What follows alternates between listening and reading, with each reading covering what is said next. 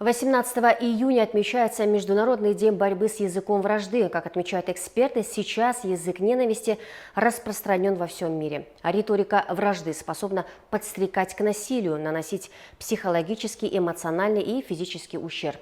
Разрушительный эффект языка не является чем-то новым, но его масштабы в эпоху цифровизации увеличиваются. Язык вражды встречается и в сети кыргызскоязычного контента.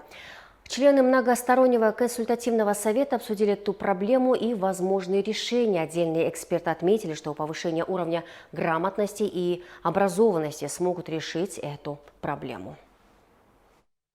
Допустим, мы когда-то проводили анализ и, к сожалению, столкнулись с тем, что очень много наших информационных сайтов, в том числе и КЛОП, они в своих, особенно в названиях, публикациях, они использовали использовали элементы языка вражды.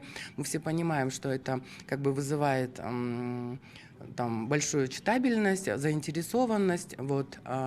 Почему это на сегодняшний день происходит? Мы все знаем, что цензура на сегодняшний день, она отсутствует у нас согласно Конституции, но именно эти демократические течения привели к тому, что на сегодняшний день элементы языка вражды используются в интернете, в социальных сетях и в том числе и в средствах массовой информации.